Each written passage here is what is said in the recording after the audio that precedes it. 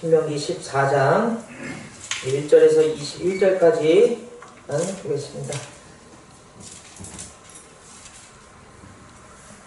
구약성경 284페이지에 있습니다. 신명기 14장입니다.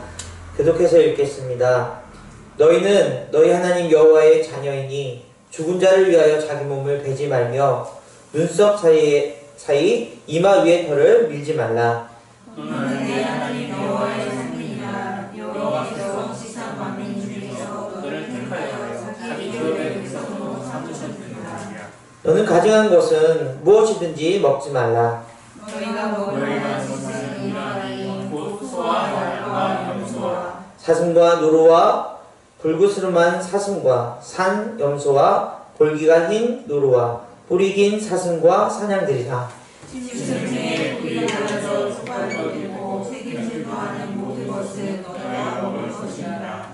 다만 책임질을 하거나 굽이 갈라진 짐승 중에도 너희가 먹지 못할 것은 이것이니 곧 낙타와 토끼와 사반, 그것들은 책임질은 하나 굽이 갈라지지 아니하였으니 너희에게 부정하고 돼지는 굽이 갈라졌으나 책임질을 못함으로 너희에게 부정하니 너희는 이런 곳의 고기를 먹지 말 것이며 그 자체도 만지지 말 것이니라. 물에 있는 모든 것 중에 이런 것은 너희가 먹을지니 지느러미와 비늘이 있는 모든 것은 너희가 먹을 것이요 지느러미와 비늘이 없는 모든 것은 너희가 먹지 말지니 이는 너희에게 부정함이니라. 정한 새는 모두 너희가 먹으려니와 이런 것은 먹지 못할 것이니 곧 독수리와 소새와 쓰리와 매와 새매와 매 종류와 까마귀 종류와 타조와 타흐마스와 갈매기와 새매 종류와 올빼미와 거미와 흰 올빼미와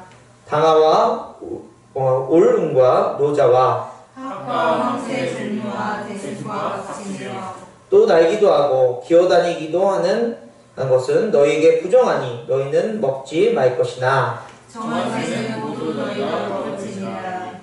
같이 읽습니다. 너희는 너희의 하나님 여호와의 성민이라. 스스로 죽은 모든 것을 먹지 말 것이나 그것을 성중에 거류하는 객에게 주어 먹게 하나 이방인에게 파는 것은 가하니라. 너는 염소 새끼를 그 어미의 젖에 삶지 말지니라. 아멘. 우리가 신명기를 통해서 계속해서 느끼는 것은 뭐냐면 하나님의 자녀로 그 백성으로 살아간다는 것은 어떤 의미일까? 라는 부분이 모세는 자신들의 민족을 위해서 하나님의 뜻을 담아내서 계속해서 이제 우리에게 전하고 있습니다.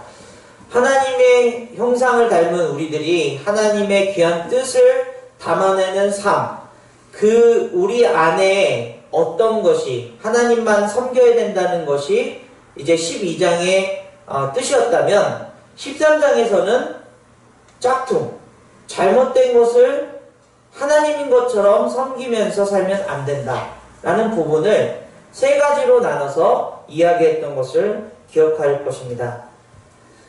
짝퉁이라는 것은 진짜 같지만 가짜인 것을 얘기하는 것입니다. 우리가 하나님처럼 여겨졌던, 하나님이라고 믿었던 것들이 내가 생각하는 또는 세상에서 말하는 어떤 우상으로서의 신일 수 있다라는 것을 굉장히 조심해야 된다는 것이죠. 예를 들어서 아론이 모세가 내려오지 않자 금, 은들을 모아가지고 이 송아지 우상을 만들어 놓고 이게 하나님이다. 우리를 지금까지 인도한 하나님이다. 그러면서 밤새도록 그렇게 잘못된 제사를 드렸던 것처럼 참 인간은 미련하게 하나님으로 여기는 하나님인 것 같은 우리의 잘못된 신앙이 존재한다. 조심해야 된다는 것을 얘기합니다. 첫 번째로 우리가 지난 시간에 살펴봤던 무엇입니까? 거짓 선지자들을 통해서 하나님이 아닌데 하나님인 것 같은 그런 것들이 우리를 이 안에 하나님으로 섬기고 있지는 않는가. 그것을 구별해야 된다는 것입니다. 그래서 우리가 철학이나 우리가 가지고 있는 지식, 어떤 경험 또는 그 명예로운 자리, 그 권력의 자리조차도 우리가 하나님인 것처럼 하나님이 그 자리에 계신 것처럼 우리가 그렇게 생각할 수 있다는 것입니다. 그래서 예수님이 받으신 시험 중에서 성전 꼭대기에 세우고 나서 내가 만일 하나님의 아들이거든 뛰어내려라. 어떤 것입니까? 하나님의 아들이라는 그 권위, 가지고 있는 그 뭐라고 그러죠? 철학, 사상, 뭐 그런 명예, 그런 것들이 너를 구원해낼 것이다 라고 얘기했을 때 주님께서 뭐라고 말씀하셨습니까? 내 하나님을 시험하지 말라. 그 말은 하나님 외에 어떤 철학도 어떤 사상도 어떤 지식도 큰 것이 없다는 것이죠. 어떤 명예를 가진 사람이다 할지라도 하나님보다 높은 것은 없습니다. 하나님은 온 우주를 창조하신 분이고 그 우주를 이제 운영하시는 분이라는 사실이죠. 이 우주의 신비가 얼마나 대단한지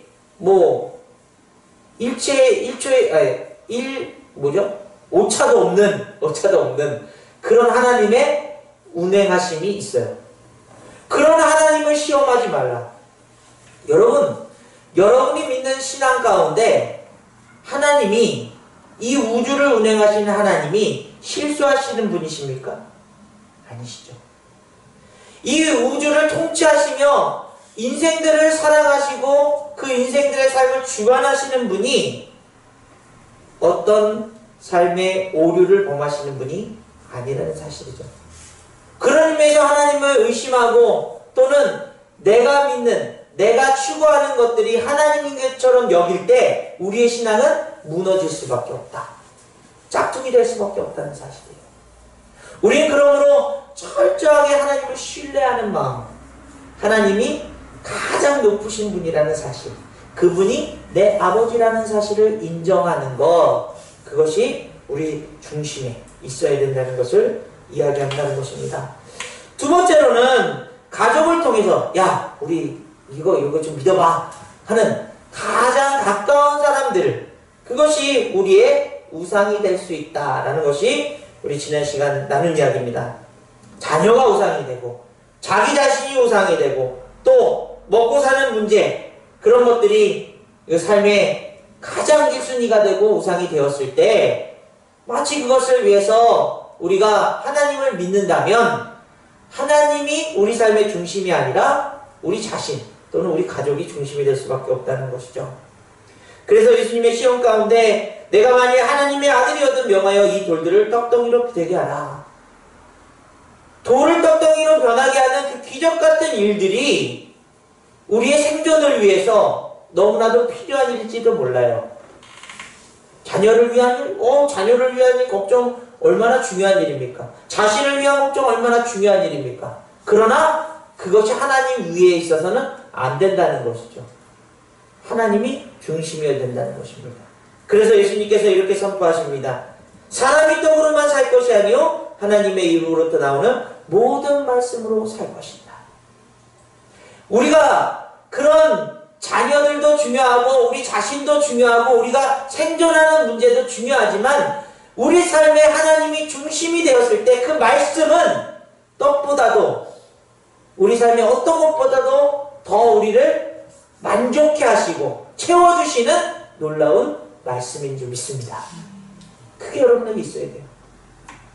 그 말씀이 우리 삶의 기준이 되어서 우리 삶을, 우리 자녀를, 우리 자신을 어떻게 살아나가야 될지 그 말씀을 통해서 찾아나갈 때 우리는 진정한 하나님의 자녀된 삶을 멋지게 살아갈 수 있는 것이죠. 자녀가 우상이 되었을 때 자녀가 실족하고 넘어지면 어떻습니까? 실망하고 또 하나님 떠나기도 합니다. 이단 중에 하나님의 교회, 안상홍 증인회가 이제 이름을 바꾼 거죠. 하나님의 교회는 자녀들에 대한 그 콘텐츠를 굉장히 많이 제공한다고 해요. 우리한테 나와서 애기도 봐줄 테니까 영화도 보고 뭐 그런 것도 하고 뭐 여기서 즐거운 시간 보내라고. 그리고 우리하고 같이 있으면 하나님이 얘를 엄청나게 보호해 주신다. 여러분 그 하나님은 우리가 믿는 하나님이 아니라 안상홍 하나님이고요. 어머니 하나님 그 부인에 대해서 얘기하는 거죠. 지켜줘서 넘어지도 않고 또 그냥 철저하게 보호해 주신다. 이렇게 한다는 거예요. 부모님 마음에 있어서는 여러분 그 얼마나 솔깃한 얘기예요? 거기만 나가서 거기에서 잘 지내면 자녀가 그렇게 잘 된대요. 그러다 어느 날 누가 이렇게 넘어져서 무릎이 까졌습니다. 그리고 왜 보호해 주신다면서 얘가 이렇게 넘어져서 다쳤나요? 그러니까 헌금을 안 내서 그렇다고, 기도를 안 해서 그렇다고, 뭐 이런 얘기를 한다는 거예요. 뭐 여러분 참 우리가 들을게 해주면 참 우스운 얘기지만 이 중심에 그런 것들이 우상이 되었을 때, 그런 것들이 하나님 것처럼 짝퉁이 되었을 때 우리는 그렇게 빠져들 수밖에 없어요. 내 자신을 위한 영생을 보장해 준다는 그런 잘못된 종교의 말에 영생을 위해서 그런 하나님을 버리고 그런 곳으로 가게 되는 그런 일들이 일어나는 것처럼 말입니다. 자, 세 번째로는요, 환경적인 요인. 이스라엘 백성들이 가나안 땅에 들어가게 되었을 때 그 땅 안에서 그 토속 신앙에 그들이 접하게 되었을 때에 하나님을 버리게 되는 그런 일들이 일어난다는 거예요. 그 말은 참 우리가 지난주 주일 말씀에도 배웠지만 사사기 시대 때 가장 이스라엘 백성들한테 가장 큰 위기의 시간은 언제였습니까? 평안할 때, 평안할 때. 그들이 가나안 땅에서 이제 넉넉하게 시간을 보내고 또 농사를 짓고 광야 생활이 아닌 그런 풍족함을 누리게 되었을 때 하나님을 잃어버리게 되는 위기가 닥치잖아요. 재물이 바로 그런 우리의 우상이 됐습니다. 재물이. 그래서 그 재물을 섬기다 보면 재물에 대한 욕심, 또 재물을 차지게 하기 위한 어떤 방법, 그런 모든 것들이 하나님 중심이 아니라 자기 중심으로 되어, 그리고 그것을 위해서 하나님을 이용하기도 한다는 것입니다. 예수님께서 이제 마귀들에게 마지막 시험을 받을 때 지극히 높은 산에 가서 천하만국과 그 영광을 보여주면서 만일 내 앞에 엎드려 경배하면 이 모든 것을 내게 주겠다. 사단이 그렇게 얘기하죠. 그 모든 만물 한번 고개 한번 숙이고 한번 미친 척 한번 하고 한번 속은 척 한번 하고 한번 유혹받은 척 한번 할 때 모든 것을 주겠다. 그때 예수님께서 사단아 물러가라 기록되었을 때 주 너희 하나님께 경배하고 다만 그를 섬기라 하였느니라. 이 모든 만물을 창조하신 하나님이 그 재물의 주인이십니다. 오늘 뉴스에 신문에 2017년도에 로또 복권을 맞은 형이 가족들한테도 5억 주고 뭐 동생한테도 집 살 때 줬는데 동생이 이제 뭐 집을 살 때 그 돈을 보태서 살았는데 그걸 보증으로 이 형이 사업을 하다가 망한 거예요. 그래서 동생이 찾아와서 돈 달라 100만 원을 빚졌대요. 돈 달라고 형은 뭐 이제 형을 좀 비하했나 봐요. 칼로 찔려서 형을 죽였습니다. 돈 100만 원 때문에. 이 재물이라는 것, 여러분 그래도 로또 하지 마세요. 형제 사이 안 좋아하시니까. 그래도 나는 받으면 잘할 수 있어. 뭐 이런 사람들 있죠. 그런 물질 세계가 형제마저도, 그렇게 우애가 좋았던 형제마저도 나쁘게 만드는 세상 속에 있잖아요. 그 물질이 하나님이 되었을 때 어떤 일이 일어날까요? 지금 세상에 일어나는 수많은 일들 가운데 그런 무서운 일들이 잘못된 마음의 중심에 있는 것 때문이 아니겠습니까? 우리 그러므로 하나님께만 경배해요. 물질이 없을 때도, 물질이 많을 때도 이 물질의 주인은 누구시라고요? 하나님이시라. 내 삶의 주인이 하나님이시라는 사실을 인정하고 그렇게 고백하며 나아갈 때 하나님이 여러분들에게 필요한 것들을 채워주실 줄 믿습니다. 또 너무 많으면 뺏어갈지도 모르고요. 왜요? 여러분 자녀들이 조절 못하고 계속 먹고 있는데 어이 잘 먹네 그러면서 계속 먹으라고 하는 부모는 없어요. 왜죠? 배탈이 나잖아요. 또 큰일이 나잖아요. 뺏게 막으시겠죠. 여러분들이 그릇이 커지고 또 하나님이 필요에 의해서 주시려고 할 때는 하나님 모든 만물의 주인이시니까 여러분들에게 그런 것들을 부어주실 줄 믿습니다. 이런 하나님 중심이어야 되고 하나님 위에 잘못된 하나님으로 여기는 짝퉁을 구별할 수 있는 구별을 우리에게 13절 말씀을 통해서 말씀하셨습니다. 그러면 오늘 14절 말씀은 어떤 의미인가?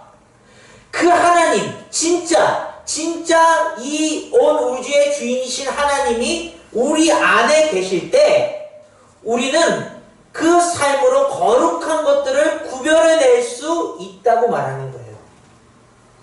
자, 오늘 우리가 본문을 통해서요, 한 3가지 정도로 그 의미가 뭔지를, 구별하는 그 방법이 뭔지를 한번 알고자 하는데요.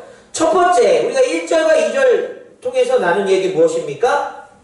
너희 하나님 여호와의 자녀이니, 너희는 하나님 여호와의 자녀이니, 죽은 자를 위하여 자기 몸을 베지 말며, 눈썹 사이 이마이를 털을 밀지 말라. 이 말은요, 애도하는 마음 때문에 자기를 자학하지 말라고 얘기하는 거예요. 여기서 왜 갑자기 이 말씀이 톡 하고 튀어나왔을까? 여러분, 하나님 중심인 사람들은요, 자기 자신, 역으로 생각했을 때 자기 자신을 엄청 소중히 여기는 사람이라는 사실이에요. 거룩한 삶의 기본은 하나님이 여러분을 값주고 사셨다는 것을 믿고 여러분 자신을 자학하지 않는 것. 그것이 거룩의 기본이라고 얘기하는 것입니다. 고린도전서 6장에는 이렇게 말해요. 음행을 피하라. 사람이 범하는 죄마다 몸 밖에 있거니와 음행하는 자는 자기 몸의 죄를 범하느니라. 너희 몸은 너희가 하나님으로부터 받은 바 너희 가운데 계신 성령의 전인 줄을 알지 못하느냐. 너희는 너희 자신의 것이 아니라 값으로 사신 것이 되었으니 그런즉 너희 몸으로 하나님께 영광을 돌리라. 하나님이 값주고 사신 몸이 되었다는 것. 이스라엘 백성들이 이제 가나안 땅으로 오게 되었을 때, 출애굽해서 오게 되었을 때 하나님이 그들을 구원해내셨다.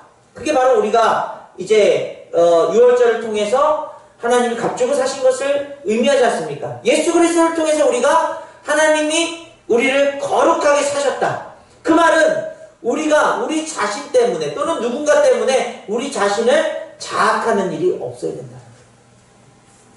이게 거룩의 기본이라는 겁니다.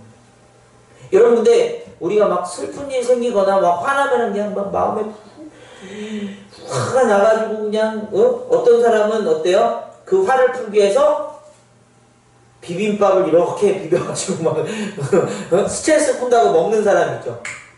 또는 진짜 자학한 사람들, 제가 하은이 친구들 중에서 부모님 싸웠다 그러니까는 이렇게 면도칼로 자기 막 여기를 막 이렇게 하고서 붙이고 와. 그런 친구들이 있어요. 그런 모습이 얼마나 미련하고 얼마나 거룩하지 못한 행동인가를 이야기하는 거예요.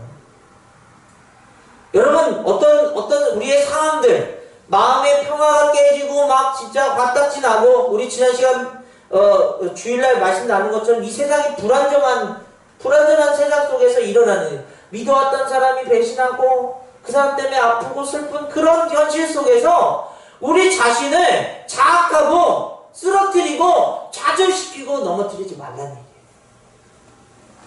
얘기예요. 힘들어 죽겠는데 어떻게 안 합니까? 그렇게 말씀하지만요, 우리가 고린도전서 6장의 말씀처럼 하나님의 것이다. 내 몸이 내 것이 아니라 하나님의 것이다. 여러분, 세상이 말하는 자존감하고요, 하나님 말하는 자존감은 다릅니다. 세상은요, 자기 자신이 소중하다는 것, 자기 자신이 뭘 해도 값지다는 걸 얘기하는 것이지만, 하나님 안에서 자존감은 자기 자신이 자기 게 아니라는 거예요. 하나님 거라는 거예요. 하나님 것이기 때문에 소중하다는 거예요. 하나님이 너무나 사랑하시기 때문에 소중하다는 거예요.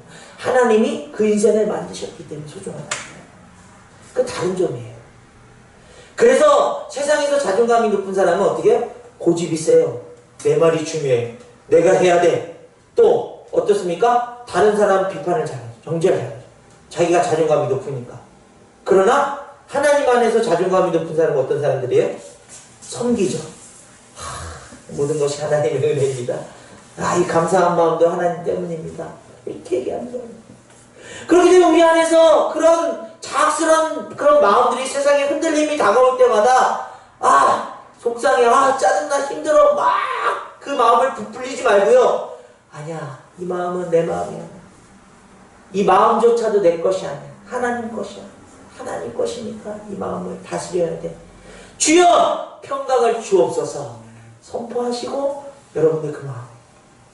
왜냐하면 내 마음 안에서조차도 내 마음대로 못한다고 속상해할지도 몰라요. 그러나 하나님 앞에 기도하면서 여러분 마음을 다스릴 때 주님께서 평강을 주실 줄 믿습니다. 여러분 소중한 사람들이에요. 피값 주고 사신 귀한 몸이고 여러분의 영혼인 줄 믿습니다. 그 다음에 두 번째가 뭐냐면요, 오늘 우리가 읽은 내용 중에 부정한 짐승과 정한 짐승은 먹을 것과 먹지 말 것을 이야기합니다. 지금도 이슬람교나 또 유대인들은 이것을 지키고 있어요. 그래서 여러분 제가 터키에 살 때 우리나라는 갑자기 생각이 안 나요. 이렇게 비늘 없는 생선, 비늘 없는 생선이요. 우리나라는 그래도 비싸잖아요. 등푸른 생선 비싸잖아요. 근데 터키 사람들은 안 먹습니다. 안 먹는 생선들이 이제 외국인들 위해서 나오면요, 그것이 굉장히 싸요. 싸게 먹을 수가 있습니다. 그런 것처럼 지금도 그렇게 지키는데 하나님이 왜 이것을 지키게 하셨는가? 그 기준은 뭘까요? 많은 학자들이 여러 가지 이야기를 합니다. 그 당시에 토끼나 사반 이런 것들을 먹으면 질병에 걸렸기 때문에 하나님이 보호해 주시기 한 거였고, 낙타는 이제 타는 운행 수단이니까 안 되고, 이런 것들을 막 얘기하는데요. 그게 맞는지 안 맞는지 우리는 몰라요. 그러나 중요한 것은 하나님의 말씀으로 하나님이 그것을 구별해 두셨다는 거예요. 여기 본질적인 이 부분을 여러분 중요하게 여기셔야 돼요. 이거는 분명히 먹어도 되는데 왜 하나님 못 먹게 하죠? 나 먹을래요. 이게 안 된다는 거예요. 하나님이 그것을 구별해서 이거는 정하다, 이건 부정하다 했을 때 우리는 군말 없이 그것을 순종하면서 따라야 된다는 것을 이야기합니다. 오늘 세게 나오는데 오늘 그죠? 여러분 왜 그럴까요? 우리가요, 우리 인생 가운데 거룩한 구별을 하는 삶을 살아갈 때에 우리 기준이 너무 많아요. 우리의 경험이나 우리의 생각 속에서 일은 내가 봤을 때 일은 이건 잘못된 거야. 일은 안 되는 거야. 일은 어떻게 보면 너무나 잘 되는 거야. 이런 판단이 너무나도 앞서 있어요. 그러나 하나님의 말씀을 귀 기울이고 하나님 뜻 안에서 그것을 생각해 봤을 때 여러분 어떻습니까?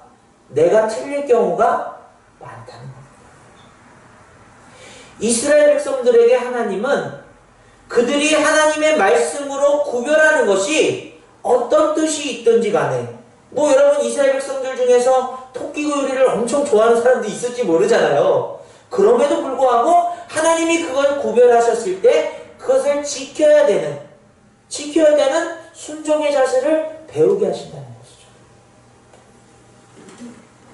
그런 훈련들을 통해서 하나님의 말씀이 우리 삶에서 어떻게 해요? 하나하나 제대로 적용될 수 있도록 역사하신다는 거예요.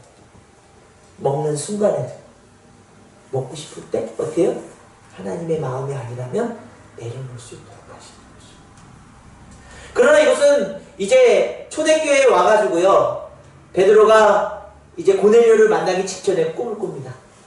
내 보따리가 탁 내려지는데 부정한 짐승들이 있는 거예요. 먹어라.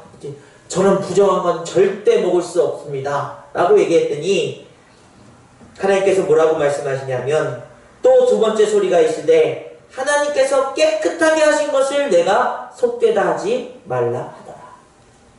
예수님의 십자가 사건 이후에 그 부정한 모든 것들을 깨끗게 하셨다는, 그래서 이제는 그것을 먹을 수 있게 되는, 이 예루살렘 회의를 통해서 피째 먹는 것, 피 먹는 것 외에는 이방인들이 먹는 것에 대해서 정죄하지 말아라. 예루살렘 공의에서 그렇게 결정을 하게 됩니다.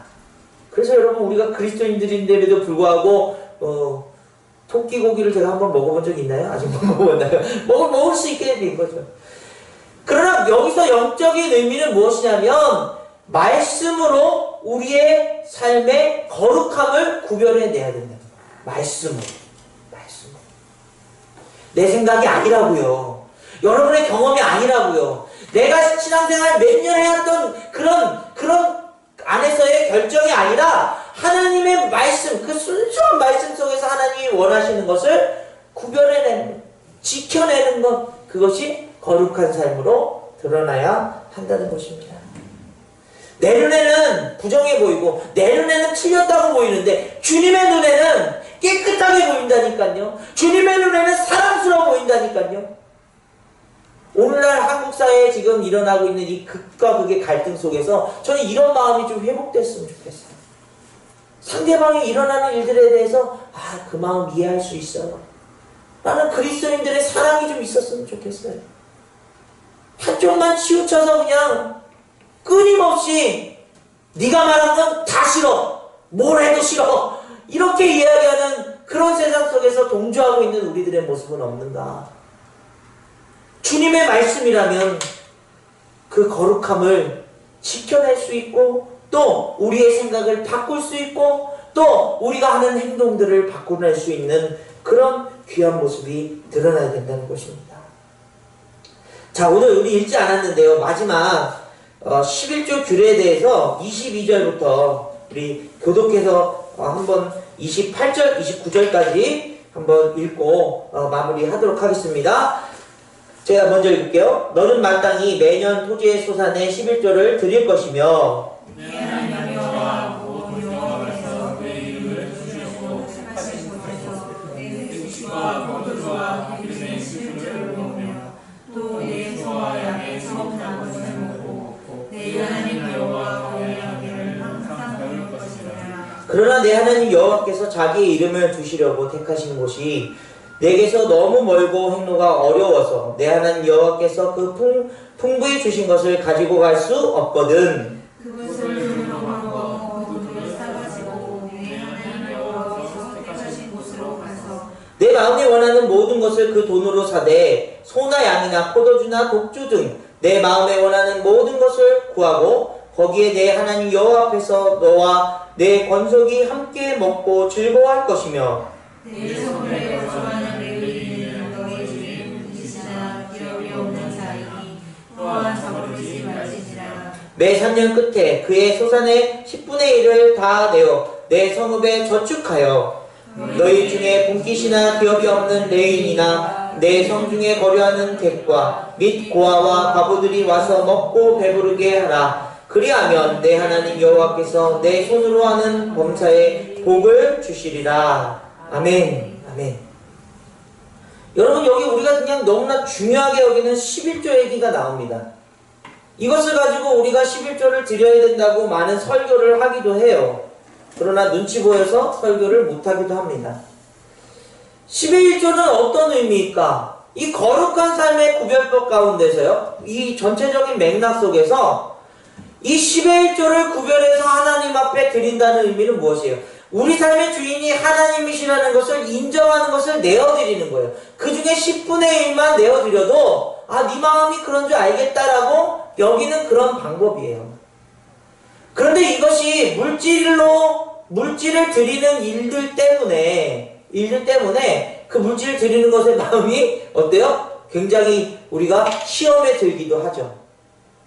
그 이유가 무엇이냐 하면 이 물질이 어디 사용되는지 우리가 잘 알아야 돼요. 하나님 앞에 11조를 드리는 그 마음이 어떤 마음인지를 잘 알아야 돼요.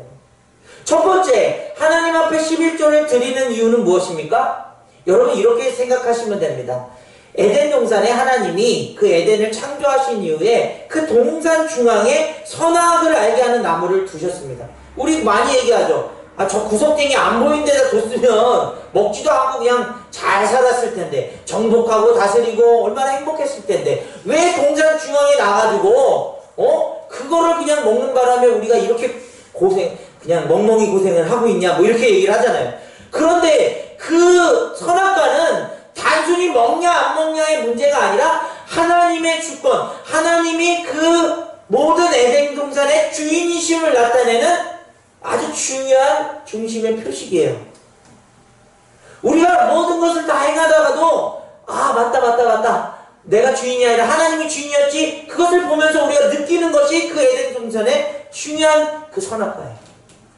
그 말은 오늘 이 11조를 하나님께서 우리에게 우리가 정말 그런, 걸고 또 하면 하나님 앞에 드리잖아요.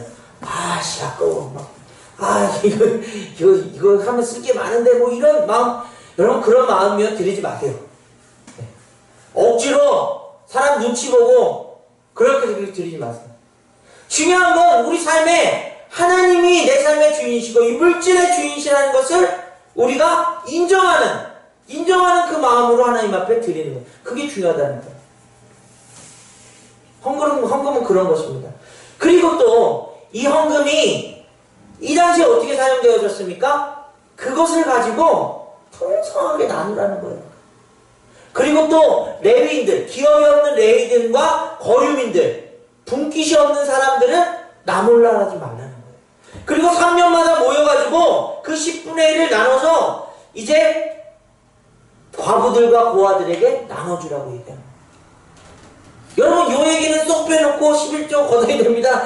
잔뜩 걷어서 이상한 잘못된 목회자만 부싸우고 그러고 있는 모습 때문에 우리가 11조의 온전한 의미를 잃어버린 것이지, 진정으로 그 11조를 하나님 앞에 내 삶의 주인이 하나님이시다는 그런 마음으로 드릴 때 그 11조를 가난하고 연약한 사람들에게 나눠줄 수 있는 그런 교회, 그런 공동체라면 저는 여러분 11조를 여러분에게 내라고 말씀드리고 싶어요.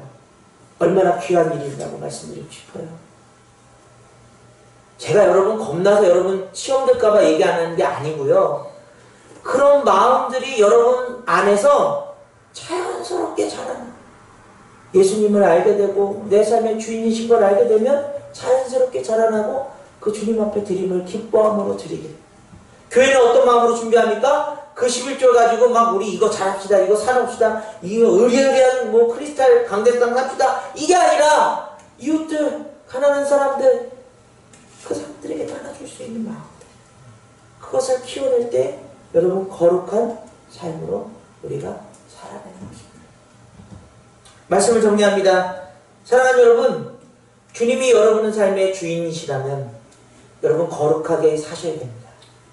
그 거룩함은 하나님으로부터 여러분에게 주어지는 귀한 사랑과 은혜로 여러분들을 깨닫게 하실 줄 믿습니다.